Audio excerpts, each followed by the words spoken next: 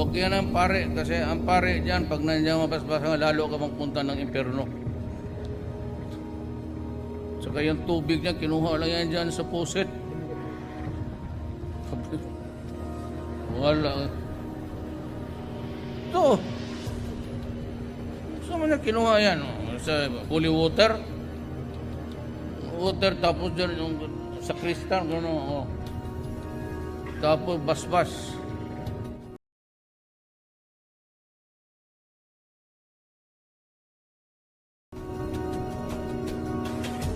Tayo, Iglesia ni Duterte. Walang bawal. Bahala ka na kung ano gusto mo. Walang bawal. Gusto mo maglimang asawa, sige.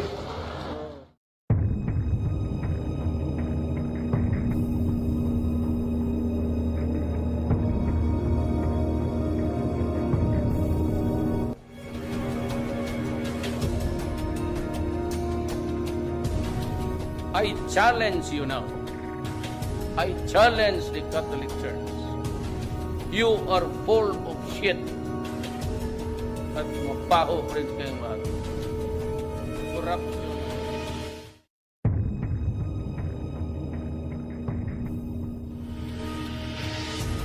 And God was lonely. And there was nobody to please Him. Ngayon ko lang nalaman na ang God, malonely pala. Buti tanaw ng babae sa tabi.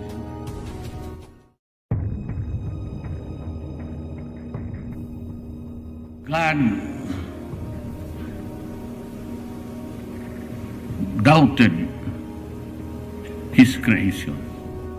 Tinawag na yung ahas, tapos binigyan niya ng apple. Kinain ni Eve. Tapos si Eve, ginising si Adam, kumain ka rin. So kinain ni Adam. Then malice was born.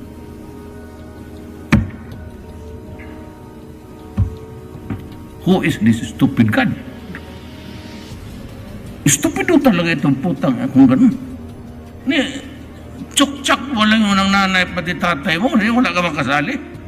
Tapos ngayon, may original sin ka. Tanginang klase. Anong klaseng reliyon yan? Ayan ang hindi ko matanggap. Very stupid proposition. Everyone who acknowledges me before others, I will acknowledge before my Heavenly Father. Whoever denies me before others, I will deny before my Heavenly Father. Not everything in the Bible is true. Sinong nag-publish niyang Bible na yun? May printing press sila, no? And even itong Last Supper, who are the idiots there? Basta na lang ginawang santo, ito ang mga to sa painting, San Isidro, San Pablo, San St. Jude, Santo Rodrigo, sino na lang?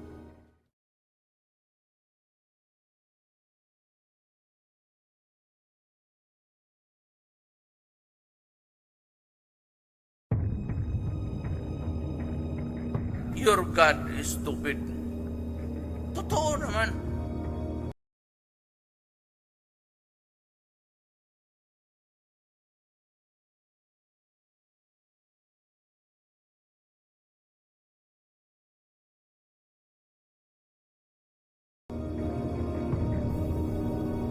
Kasi sinabi ko, your God is not my God because your God is stupid. Mine as a lot of common sense.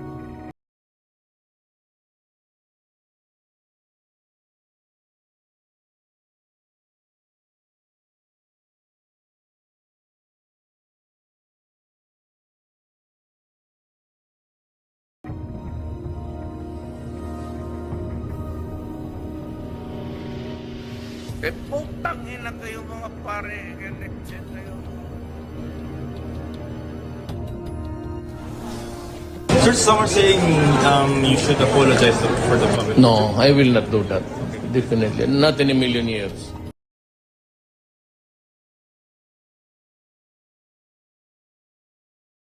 Ka maka-concentrate na yung Diyos mo pinako sa krus. Napakawala ng bilib. Ako ang Diyos tapos ipako mo ako. Putang ina.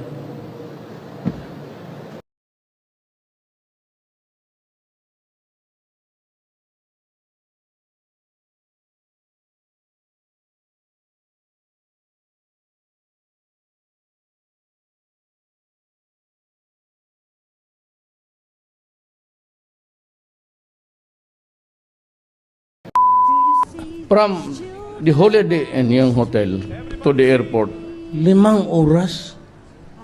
Sabi ko, bakit? Sabi na sirado na ang Dewi. Sinong dadating? Si Pope. Gusto ko tawagan. Pope, umuwi ka na. The Catholic Bishops' Conference of the Philippines slams Davao Mayor Rudy Duterte for cursing Pope Francis during PDP Laban's official ceremony naming him its party bet for the Philippine presidency. CBCP President Archbishop Soc Villegas says, in his words, "Vulgarity is corruption. When we find vulgarity funny, we've really become beastly and barbaric as a people." This comes after Duterte said he cursed Pope Francis for the heavy traffic triggered by January's papal visit. Who is this stupid God? Akala ko ba mahirap yun si Jesus Christ? Kung mag-painting Last Supper. Kita mo yung painting ng Last Supper. Kala mo nagpista ang mga buang. Na lang may 10 dito na talagang mapunta sa langit.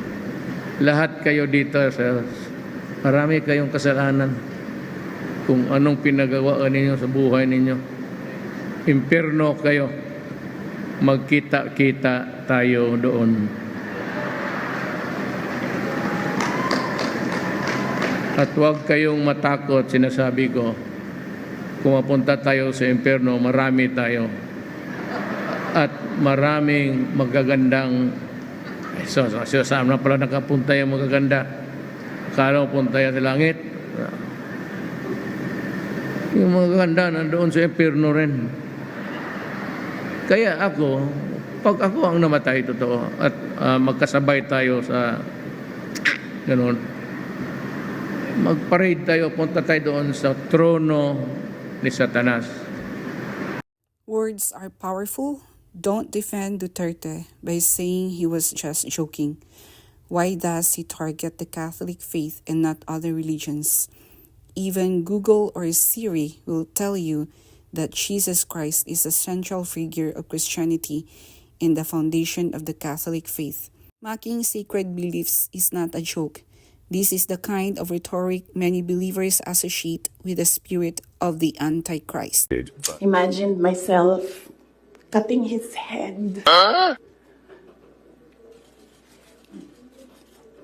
Gusto ko, ganun din ang gusto ko gawin doon sa mga katabi ko. Ang ina ninyong lahat. Martin Romualdez, Lisa Marcos, Bongbong Marcos. Ang ina ninyong lahat. Martin Romualdez, Lisa Marcos, Bongbong Marcos. Pinakamalakas tsaka yung pinakamalubha na kasalanan ng Vice President, yun yung pagtatangka sa buhay ng ating Pangulo, sa kanyang kabiyak, yung First Lady, tsaka yung former Speaker of the House.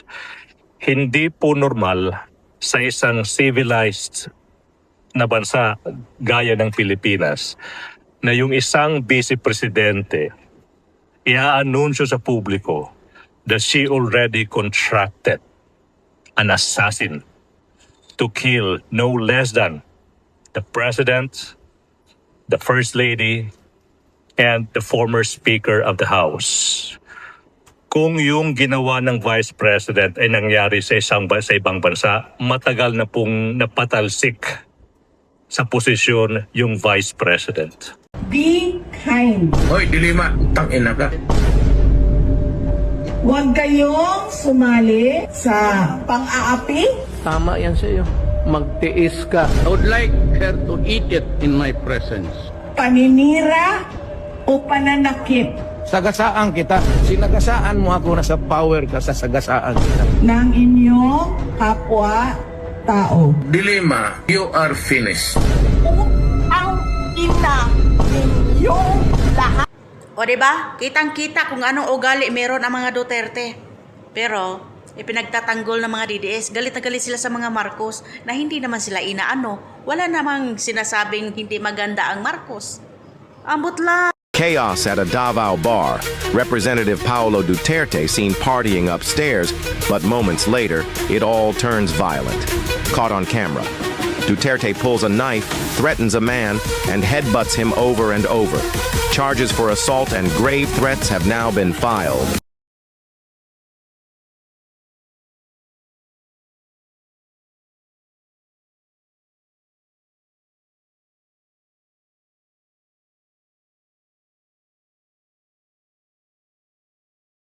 Isang ulo lang naman ang kailangan namin. Ang ulo ni Bongbong Marcos! Alam niyo po, I must admit, I was really taken aback with what Sebastian Duterte said in his video, no? Sabi niya, isa lang naman ang kailangan namin, ang ulo ni Bongbong Marcos. I watched it for several times and honestly, it was really disturbing. Nakakabahala po. Kasi let's not downplay it. Words like that, especially coming from someone in power, hindi lang po yan basta ekspresyon ng galit. They carry weight. Nakaka-impluwensya po yan ng thinking ng tao. Tinanong si Pope Francis kung ano ang maipapayo niya sa mga Katolikong boboto sa mga kandidatong may paninindigang salungat sa turo ng simbahang Katolika. Ang sagot niya, tungkulin ng mga Katoliko na ang bumoto at piliin ang mas maliit na kasamaan o lesser evil. Sa turo ng simbahang Katolika, ang pagpili ng mas maliit na kasamaan ay hindi nangangahulugang sang-ayon ka sa masama. Ibig sabihin, kung lahat ng pagpipilian ay may pagkukulang o mali, pipiliin mo ang opsyong magdudulot ng mas kaunting pinsala, lalo na sa moralidad ng tao at sa mga aral ni Hesukristo. Ang pagsuporta sa isang politiko ay hindi otomatikong kasalanan, ngunit ang sadyang pag-ayon, pagtatanggol o pagtataguyod ng mga gawaing labag sa batas ng Diyos ay maaaring maging kasalanan. It says right in the book of Leviticus, don't tattoo or pierce yourself like the pagans do. So it's pretty clear that God tells people don't actually do that. Historically, in the moralists, you have to go back and look at some of the older moralists from like the 1800s and also from the up until about the 1950s. It's always in the Latin sections. And they don't talk about it too much because Catholics were always told you just don't tattoo yourself, period. And so you don't hear them talking about, when they do talk about it though, it was always understood to be a sin against the fifth commandment, and it was considered a form of mutilation. Well, those are entry points. We have found that when people get tattoos, there's two dangers with it. One is the mutilation, which then opens up the door to the diabolic influence and relationship to the individual. The demon who encouraged the person, because we've seen this in cases of possession where people have had tattoos, the demons that encourage the person to get the tattoo consider the tattoo a brand on the end of their brand, their specific brand on the individual, like you brand a cow. It's literally like that. That's how they see it, and they will brutally protect it. They'll do everything they can to keep the person from what we call decommissioning the tattoo. So there's that.